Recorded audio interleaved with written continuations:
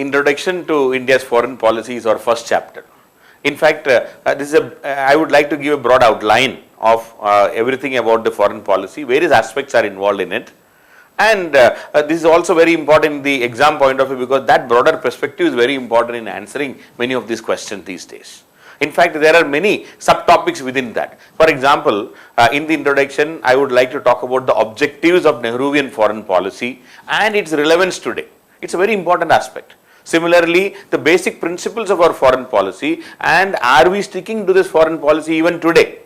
That's a big issue right now, because we talk about idealism, realism and all. Are we really sticking to the the basic principles? Then one of the objectives of the foreign policy was to to take care of the persons of Indian origin and their interests, their problems, etc. in the world. I would like to talk about that also in this context. Then one of the the principles, or the basic principle, is in joining the Commonwealth. And why India joined Commonwealth? What is Commonwealth?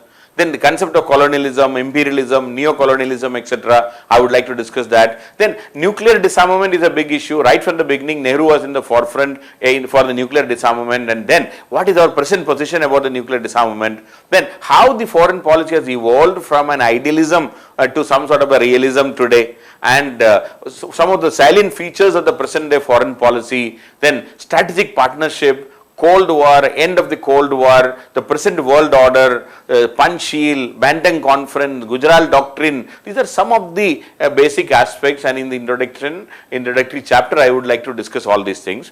And coming to the specific topic, so around 14-15 different areas I will be discussing in the introduction to India's foreign policy. And the first major subheading or subtopic is the objectives of the Nehruvian foreign policy. Let me talk about the objectives. Objectives of the Nehruvian policy.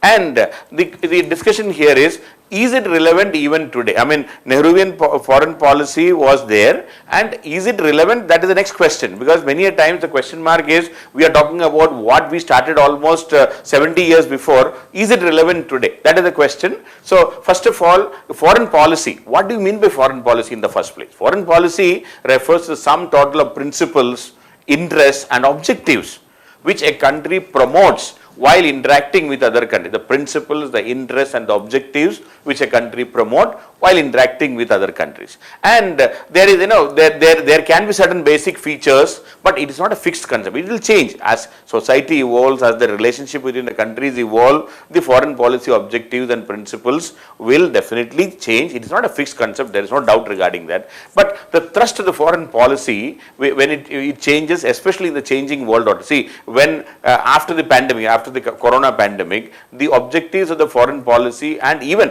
during the pandemic, the objectives are totally different. Now, how to survive, how to float in the international arena, that may be the main concern. So it keeps on changing, and India's foreign policy is shaped by several factors, no doubt, including its history, its culture, its geography, its economy, the mindset of the freedom fighters, the mindset of the first Prime Minister Nehru, all mattered, because this is something which has evolved because of the leadership. The way the leader is, the country will be. So the Nehruvian concept was so strong, he was so convinced about certain things, and that is how these policies emerged during his time. So Nehru was a visionary. So he had a vision for the country. See, the difference is, at that time in 1947 or 46, when we got independence in 1947, there was nothing to fall back. We had to start from the scratch. We had to create an institution. We had to create democracy. We had to create our government. We had to create parliament, judiciary, foreign policy, everything. Everything had to start from scratch. The work at that time was much more tedious and difficult than what is there today. Today we have an institution. We have to only work on the existing institution. It's very easy to build on that. But start from the scratch, start from zero, start from negative or from nothing. That is the biggest challenge. So the objectives of the foreign policy, the principles and objectives of the foreign policy were first outlined by Pandit Nehru in 1946.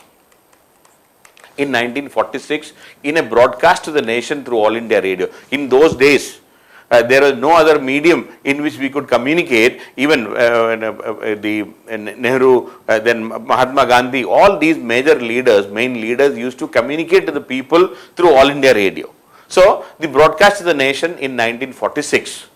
Prime Minister Nehru at that time, today Prime Minister deals with through Man Ki Baat. So since there was no other medium at that time, Prime Minister Nehru also had his own Man Ki Baat, we can say. He used to communicate to the people through the broadcast, through the All India Radio broadcast.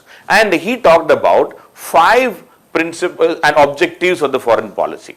The first one, the first objective for preservation of territorial integrity and sovereignty of India.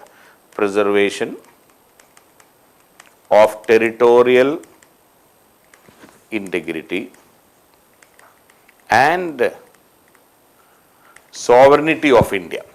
So this was a major objective. We have to see, even today, one of our major objectives of foreign policy is to ensure that our territorial integrity is protected.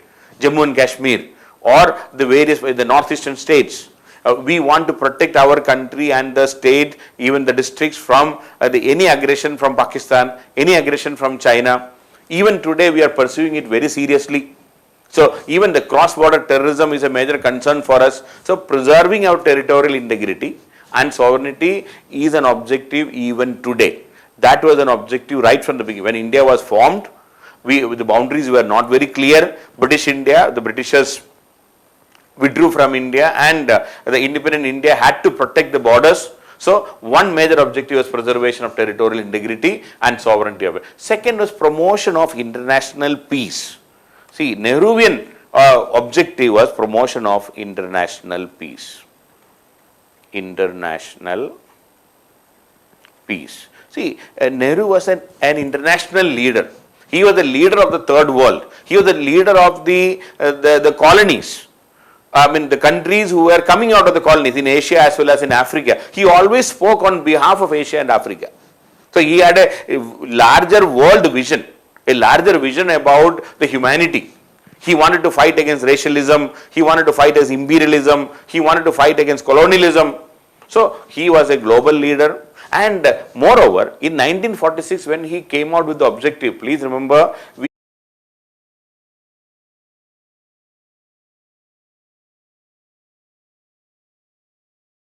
we have just come out of the Second World War. Second World War just ended. We have seen the horrific effects of the Second World War, the nuclear weapons we have seen. So, promotion of international peace was a concern for all the leaders at that time.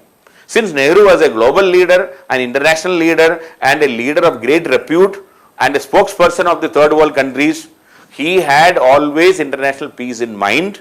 And he said India's foreign policy objective is also to promote international peace. So international peace, promotion of international peace was a major objective of India's foreign policy.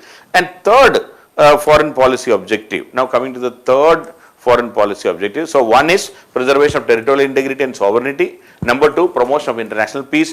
Third is economic development of the country. A very interesting aspect is economic development of the country. Now, generally, we may have a feeling that, when Prime Minister Modi visits various countries, or Prime Minister Manmohan Singh visited during the UPA time.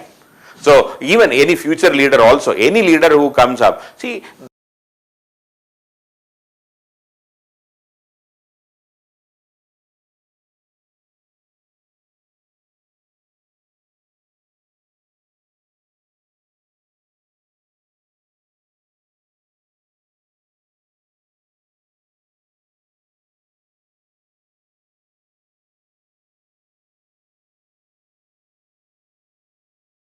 they are all talking about economic development. Any bilateral visit, President Trump's visit to India, or Indian Prime Minister's visit to US, or Indian Prime Minister's visit to Japan and vice versa, or to Russia, the main concern is economic development, economic cooperation.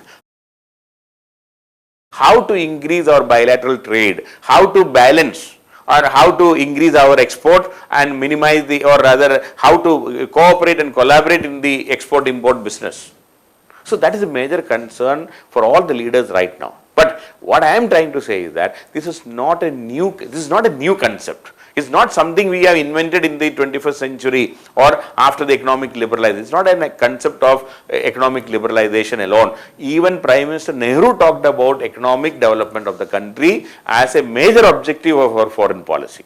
But the only problem was that at that time, I am talking about 1950s and early 60s, the world might not have been ready for talking only about economic development, because their main concern at that time was survival, peace, how to prevent a third world war, how to prevent nuclear attacks in future.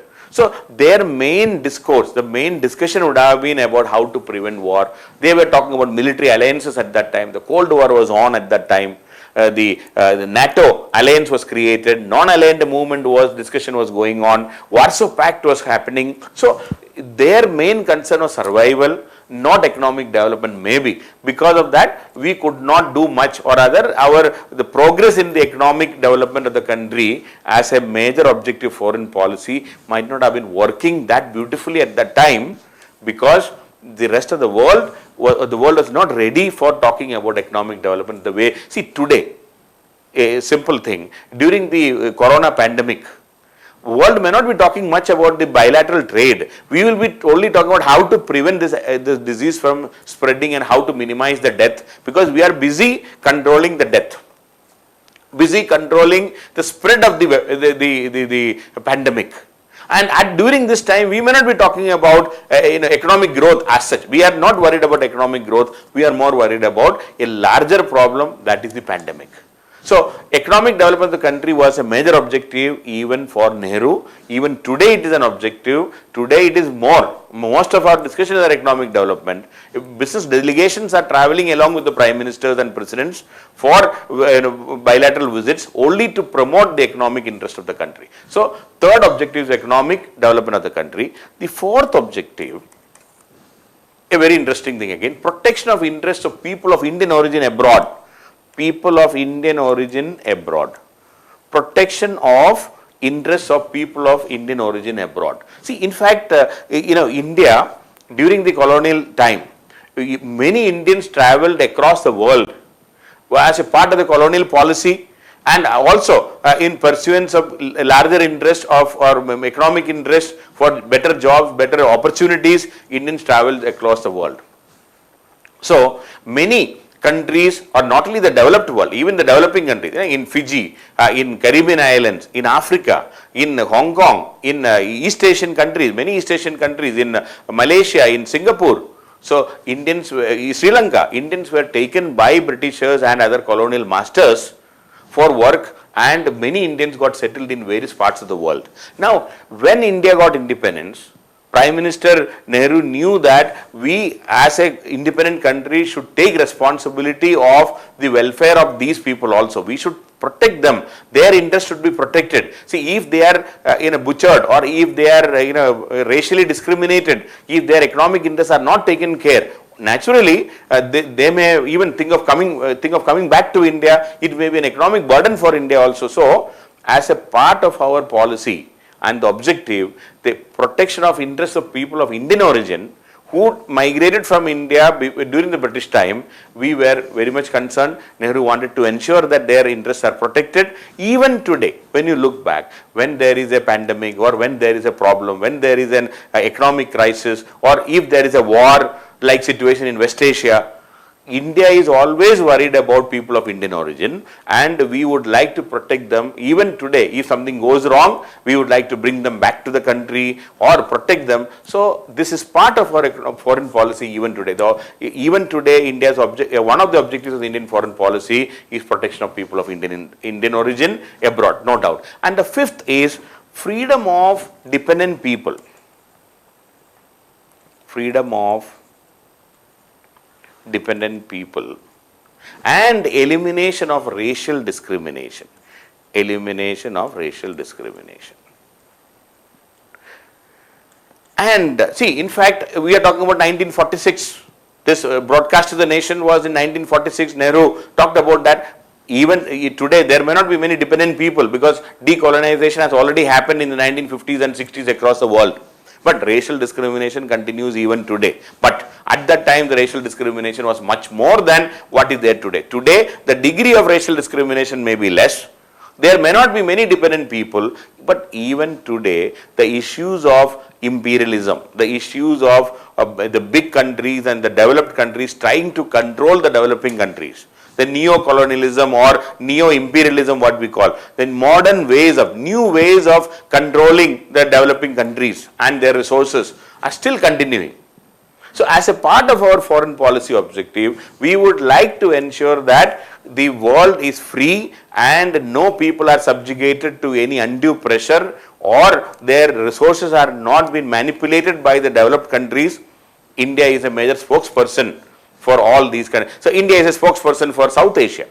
We would like to speak on behalf of South Asia. We would like to speak on behalf of even African countries for that matter. So, our perspective regarding the dependent people and elimination of racial discrimination still continues to be the same. Of course, the degree of problem may be comparatively less. So, there are 5 major objectives of Nehruvian foreign policy, and all those 5 objectives are still relevant. And if you look at the objectives once again, preservation of territorial integrity, definitely yes, in Kashmir, against Pakistan, against China, promotion of international peace, yes, we would like to play a major role. But of course, in 1946, the issue was much more complex. Issue was much more grave because of the end of the Second World War and the beginning of the Cold War. Then economic development of the country, definitely we are pursuing in a big way. Protection of interests of people of Indian origin abroad, we are still pursuing. Freedom of dependent people, not many dependent people right now, but elimination of racial discrimination, we are against all forms of discrimination. We fight for the rights of the people, that still continues. So, all these objectives are still, so these are evergreen, we can say. These are very much relevant and still relevant, and India is pursuing all these 5 objectives even today with full seriousness. So, there could be a question. The question is, analyze the objectives of Indian foreign policy or Nehruvian foreign policy. Do you think it is still relevant today? It can be a 200-word question or a 250-word question. Be ready for this kind of a question.